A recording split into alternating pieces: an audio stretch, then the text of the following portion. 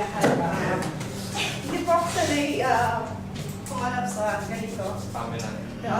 Pero I praise God, alam ko siya yung gagabay sa akin sa oras na to. Maybe po sabi nga po, encouragement, mag-please po. So, bago po dumating ang Panginoon sa buhay ko, I could say na yung buhay po namin, gitna po ako sa tatlong magkakapatid. Ako lang po yung babae sa tatlong magkakapatid. Hindi po ganun kaganda yung buhay namin, although parang sakto lang, nakakaraos lang. Minsan yung parang diba, yung the way na pinalaki kami ng mga magulang namin, yung hindi kami in-encourage na yung palasimba ba, yung parang kapag gusto mo kayo magsimba ka. Lumaki kaming gano'n at saka yung siguro yung isa nakakahiya yung siguro lumaki ako na parang pagising mo pa lang yung nanay mo yung sinasabihan ka na parang gano'n.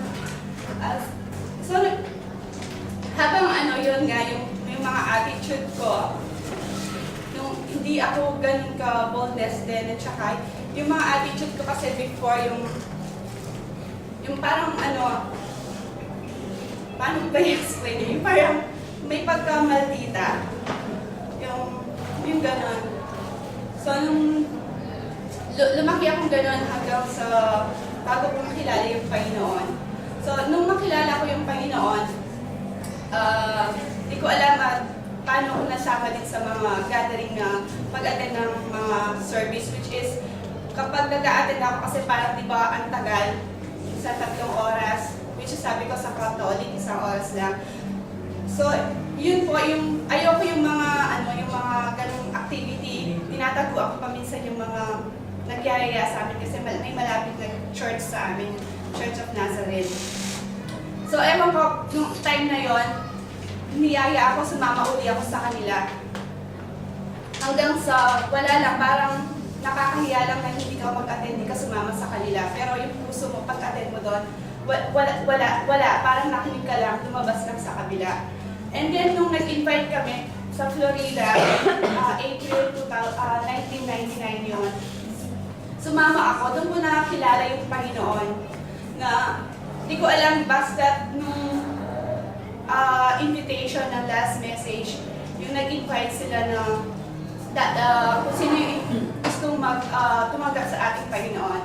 So sabi, itaas yung mga kamay niyo. So hindi ko na malaya, nakataas na pala yung 2 kamay ko at saka umiiyak sa Panginoon. Parang nag-flashback yung buhay ko, yung buhay ko, yung mga ginagawa ko noon. Kasi di ba yung mga vices natin, yung mga barkada natin, which is, yun, nakita ko yung mga pinagagawa ko. So sabi ko, umiyak ako sa Panginoon.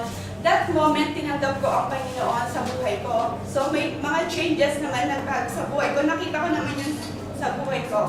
Pero kapag pala hindi mo sinubo lahat sa Panginoon kung anong mayroon ka, hindi mo mararanasan yung mga promises niya, yung love niya. Kasi parang yung prayer ko na yung family ko, yung makilala nila yung Panginoon. Pero hindi nangyari yun.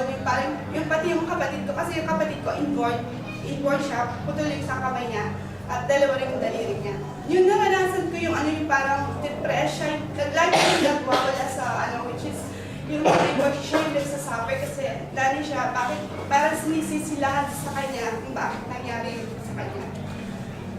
Yun po, nung after po na parang ganun pa rin, bumalik ako sa dati. Kasi ang tingin ko sa mga born again, parang mataas ang tingin ko sa kanila, tapos makikita ko yung sarili ko na ganun ako, ganun yung family ko. Yung parang sabi ko, nakakahiya. Tapos yun, after nun, hanggang sa mag-asawa ako, tumatakbo kami sa mga gawain, parang attendance lang kami. Hindi kami na-involve sa ministry. Until yung time na dumaling siguro yung trial sa pamilya namin, nag-struggle kami sa finances. So yun, after nun, sabi niya, nabasa ko yun sa 1 Peter 5:6-8, sabi niya, cast all your cares upon Him because He cares for you. Nung nabasa ko yun, umiyak ako sa Panginoon. I give everything to Him, yung lahat-lahat, sabi ko, Lord, ipakita mo, sabi ko, yung promises mo, sabi ko, kasi pala, kapag hindi mo sinuko lahat, hindi mo mararanasan yung pagmamahal niya. Which is napaka-importante yung pagmamahal ng Panginoon kasi doon mo mararanasan lahat, doon mo may experience lahat yung mga promises niya. After na nung sinuko ko lahat sa Kanya, nagpagamit kami sa ministry. Nakita ko yung promises ng Panginoon. Kung paano binago ng yung nanay ko, yung tatay ko, yung Panginoon. So nakita ko, unti-unti, tsaka yung brother ko. Sabi ko nga, kapag sinuko mo lahat sa Kanya, yung promises niya, isa lang yung magbalik loob sa Kanya, buong family mo ay, ang buong family mo ay, kung aaalin niya, makakakilala rin sa Kanya. So, yun po yung nakita ko kung paano binless ng Panginoon ang family ko. Hindi lang po yung finances kami na-overcome po namin yung financial problems namin. But yung nakita ko yung paano nag-grow yung nanay ko sa ministry at paano rin naging encouragement yung life niya sa family ko. So sabi ko, I praise God po kasi sabi nga, kung hindi mo ibibigay lahat sa Kanya, parang useless lang yung pagtanggap mo sa Kanya, yung pagdalo-dalo mo sa church. Kasi parang how many years po, parang ganun yung buhay natin sa church. Pero useless lang po yung years, 5 years, 6 years na pag-attend mo. Kung yung pong heart mo hindi naman buo na binigay mo sa Panginoon. So, nagpapasalamat po ako sa Panginoon kasi habang sa paglakad ko, habang sa pagsunod ko sa Kanyang utos, yung parang unti-unti, yung parang lalo mo pa siyang nakikilala kung gano'ng kalaking Diyos ang iyong pinaglilingkuran. So, glory to God po. Glory to God po kasi lagi siyang lagi siyang nasa puso ko, tsaka yung parang tawag doon. Praise God po, sa Diyos po yung kapurihan kasi yung paano niya po binago yung buhay ko, yung family ko, at kung paano po siya kumilos talaga sa akin. Glory to God po. Yeah!